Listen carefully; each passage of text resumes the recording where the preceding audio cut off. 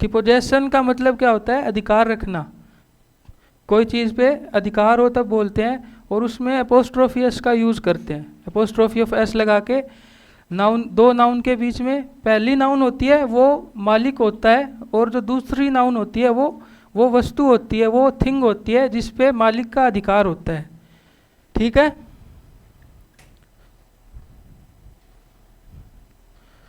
जैसे कि ये पेन मेरा है, तो दिस इज मनीष पेन, तो मनीष के आगे एपोस्ट्रोफी एस लगा के पेन लिखा। जैसे आपका नाम क्या है इधर,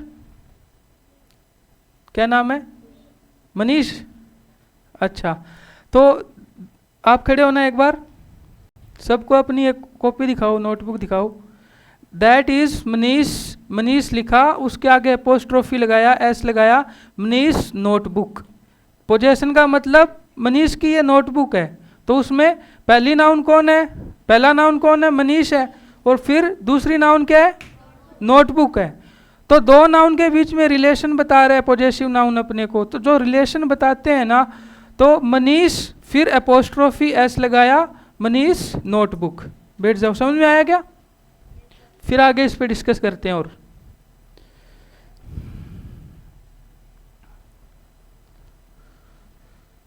जैसे कि ए डॉग्स बोन, माई अंकल्स हाउस, माई स्कूल्स वैन, समझ पा रहे हो? माई क्लासरूम्स बोर्ड। और आप कुछ अपनी ओर से एग्जाम्पल सोच के बताओ मेरे को। अभी आपको जैसे एग्जाम्पल बताया मैंने, जैसे कोई बच्चा खड़े होके ज्योमेट्री दिखाओ सबको। हाँ, आपका नाम क्या है? Ankit. That is Ankit geometry box. समझ पा रहे हो ना कि अंकित लिखा, फिर एपोस्ट्रोफी लगाया, फिर एस लगाया, अंकित ज्योमेट्री बॉक्स। समझ गए क्या? इसकी शायद स्टार्टिंग हुई थी थोड़ी बस। अब इसमें करेंगे सिंगुलर और सिंगुलर प्लूरल जो पॉजेसिव नाउन होते हैं और एपोस्ट्रोफी का यूज करते हैं। ये एग्जाम्पल हो गया था अपना कि दिस इज रामास बुक, ये राम की बुक है। Is that your brothers bat, क्या वो तुम्हारे भाई का बैट है? कि आप खेलते हो ना तब तो पूछते हो, पूछते पूछते आपके दोस्त ने आपसे पूछ लिया कि क्या वो तुम्हारे भाई का बैट है। Is that your brothers bat. तो इसमें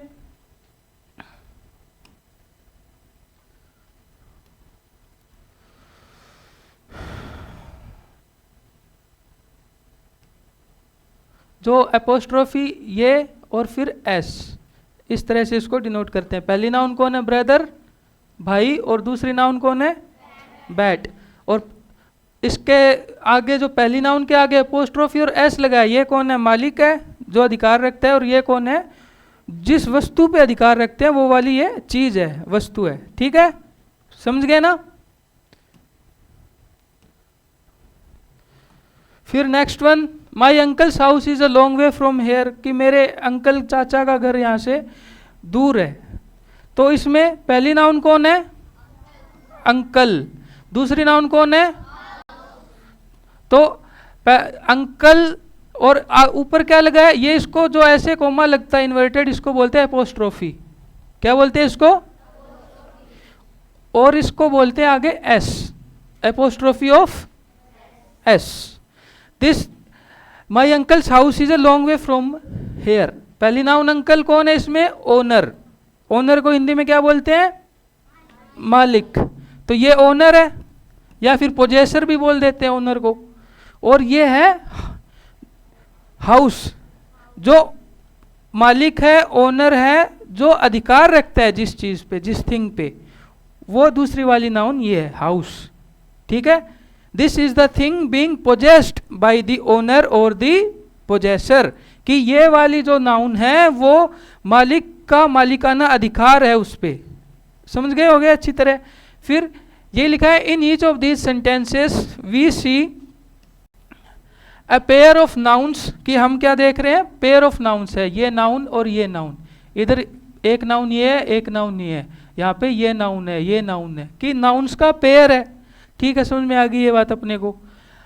one of which is the name of the possessor, कि एक उसमें से क्या है? पोजेसर होता है बच्चों मालिक, ओनर। हिंदी में ओनर, इंग्लिश में ओनर बोल देते हैं सिनोनिम इसका, और मालिक भी बोल देते हैं हिंदी में, जो आप समझना चाहो तो। And other name of the thing is, and other name of thing possessed, कि जो दूसरी वस्तु है वो जिस पे मालिक का अधिकार है, वो वाली नाउन का नाम है, वो वाली वस्तु का नाम है। ए नाउन और ए प्रोनाउन, एक संज्ञा या फिर एक सर्वनाम, यूज टू शो पोजेशन, एक नाउन या फिर एक pronoun that is use to show possession, जो अधिकार को दिखाए, उसको क्या बोलते हैं? Is said to be in the possessive form. वो नाउन या प्रोनाउन कौन सी फॉर्म में बोलते हैं उसको? पोजेसिव फॉर्म में। पोजेसिव यानी कि अधिकार रखना, अधिकार होना। अब यहां तक किसी को डाउट? किसी को डाउट यहां तक?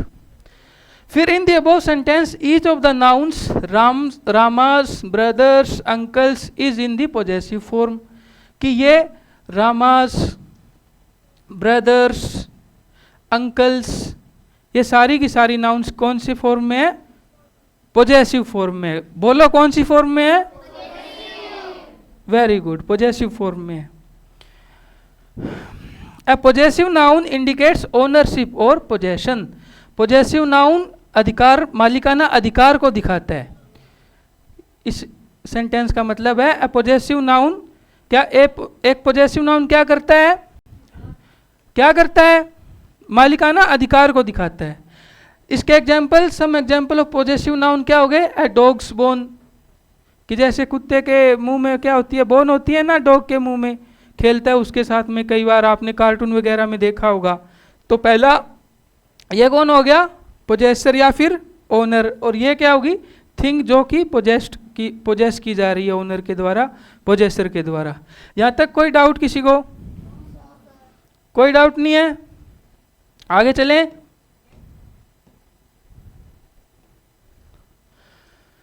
इसके अब एग्जाम्पल देखो कुछ।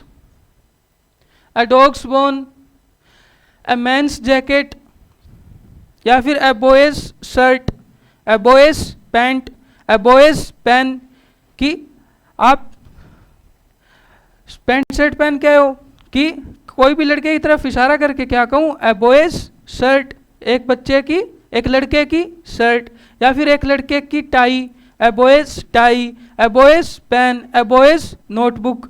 तो इसी तरह कि ए मैंस जैकेट, एक आदमी की जैकेट, इसमें मैन क्या है? इसमें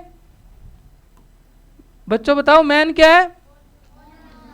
ओनर, या फिर दूसरा नाम क्या था? पोजेसर। और ये क्या है? Thing that is being possessed. ठीक है। इसी तरह ए लायंस मैन, शेर की गुफा, देन ए गर्ल्स पेन, एक लड़की का pen. The example above are obviously about possession, that is ownership. ये सारे के सारे एग्जाम्पल किसके बारे में है? ओनरशिप या फिर पोजेशन। ओनरशिप को और क्या बोलते हैं? पोजेशन। बोलो सारे जोर से, क्या बोलते हैं ओनरशिप को? Possession. Very good. The example अब ये हो गए। और इसको ऐसे भी समझ सकते हैं कि जैसे ये वाला लिखा ना, ए डॉग्स बोन, इसको इस तरह से लिख सकते हैं, the bone of the dog, समझने के लिए। अब इंग्लिश ग्रामर क्या करती है? अपने को सेंटेंस शॉर्ट एंड स्वीट बना देती है। उसमें कुछ इस तरह से रूल होते हैं जो लिखने में अपने को ज़्यादा परेशानी ना हो। जैसे नाउन की जगह प्रोनाउन यूज करते हैं हम बार बार, जैसे Ram is my best friend, then he is living next door to me, वो मेरा पड़ोसी है, ही इज माई नेबर। अब जैसे Ram is my best friend, फिर से आप यूज करो राम इज माई नेबर, फिर आप यूज करो कि Ram is coming to school with me. इसकी जगह राम बार बार यूज करने की बजाय प्रोनाउन यूज कर लेते थे कि he is my neighbour, he is coming to school with me. इसी तरह से क्या हो गया कि ये वाले सेंटेंस को इंग्लिश ग्रामर में हमने अच्छी थोड़ा नियमबद्ध रूल से लिखने के लिए इसको ऐसे लिख दिया, the dog of the bone of the dog, इसको लिख दिया a dog's bone. The jacket of the man का मतलब कि हाँ आदमी की जैकेट। इसको ऐसे जो लिखा होता है उसको शॉर्ट सेंटेंस में इस तरह से भी लिख सकते हैं, a man's jacket. The man of the lion, इसको ए लायंस मैन इस तरह से लिखा है। और the pain of the girl कि लड़की का पेन, ए गर्ल्स पेन, ये भी एक बात है। इस तरह से इसको लिख सकते हैं। ठीक है, अब मैं कुछ एग्जाम्पल पूछूंगा आप लोगों से कि जैसे अ गर्ल्स नोटबुक, बताओ इसमें ओनर कौन है और थिंग बीइंग पोजेस्ड कौन है? गर्ल। गर्ल्स नहीं बोलेंगे, ओनर बोलेंगे गर्ल। लिखने में क्या बोलेंगे? अ गर्ल्स नोटबुक, कि लड़की की नोटबुक। समझ में आया क्या? गर्ल के ऊपर एपोस्ट्रोफी लगाया, जो इस तरह से लगाते हैं इन्वर्टेड कोमा का, इस इन्वर्टेड कोमा लगाते हैं इस टाइप का, एपोस्ट्रोफी लगा के एस लगाते हैं, तो उसको अ गर्ल्स नोटबुक। समझ पा रहे हो क्या? यहां तक सबको समझ में आया है? The possessive noun usually answer the question whose. अब पोजेसिव नाउन हमेशा किसका आंसर देगी? हुज का। जैसे अ डॉग्स बोन, मैं आपसे प्रश्न पूछूंगा, आप क्वेश्चन पूछूंगा कि अ डॉग्स बोन, मैं आपसे क्वेश्चन पूछ रहा हूं, हुज बोन, किसकी बोन? डॉग्स। आंसर क्या मिला मेरे को? Dogs bone. यानी कि पोजेसिव नाउन जो होती है वो इस क्वेश्चन का आंसर देती है, हुज का। अब इसमें हुज पुट करना, जैसे सेंटेंस है मेंस जैकेट, अब मैं क्वेश्चन पुट कर रहा हूं हुज जैकेट, बताओ आप? मेंस। इसी तरह whose men? Lion's men, lion's men. Whose pen? Girl's pen. तो आपने देखा कि हुज क्वेश्चन से इन सारे सेंटेंसेस के मेरे को क्या मिल रहे हैं? आंसर मिल रहे हैं। अब ये वाला पढ़ना, now read the following sentence, Shirin's mother is ill, कि शिरीन की माँ बीमार है। Then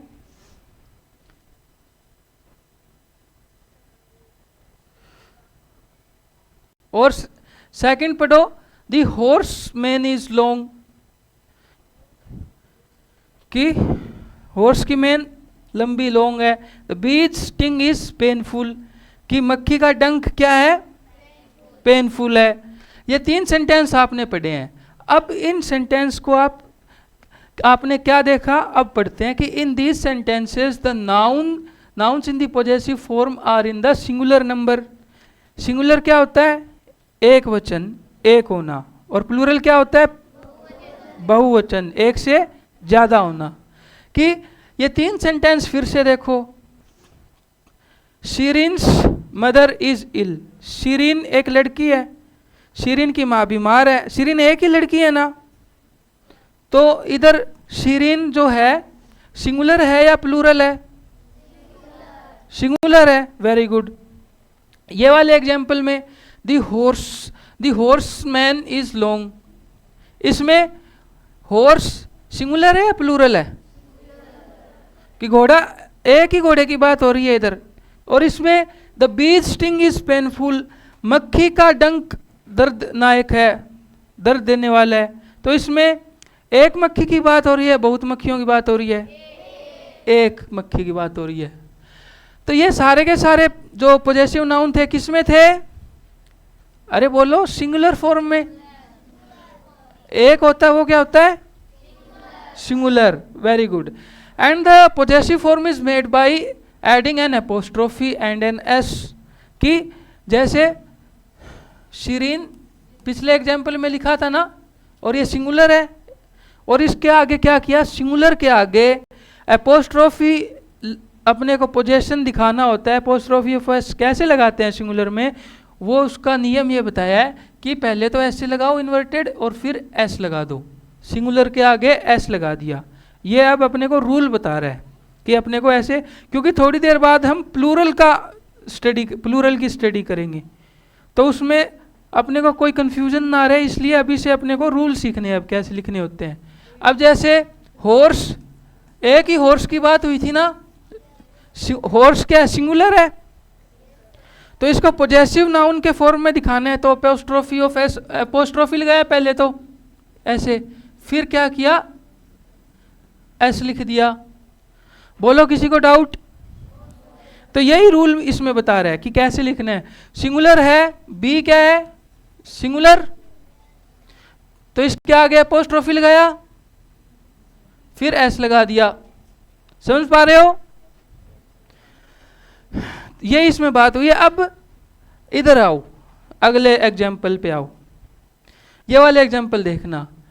many boys books are lost, बहुत से बच्चों की किताबें खो चुकी है। अब लड़कों की बात हो रही है, बहुत से लड़कों की किताबें खो गई है।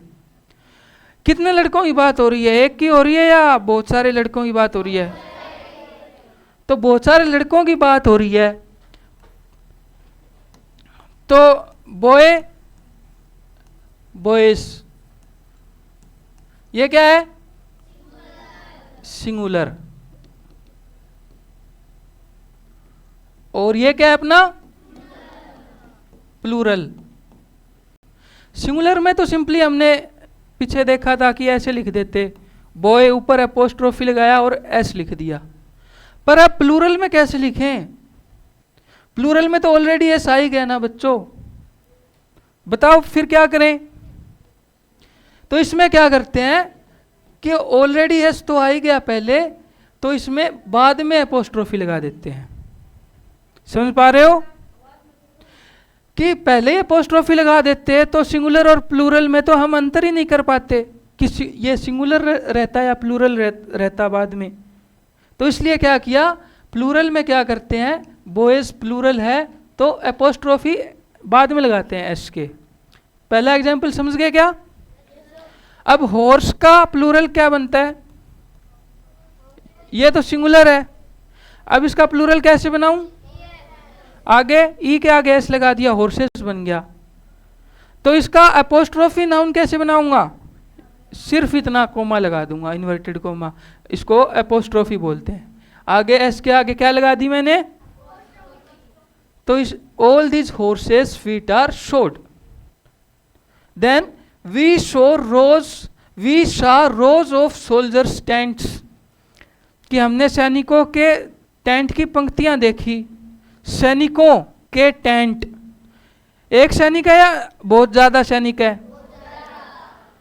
तो सोल्जर, ये सिंगुलर है या प्लूरल है?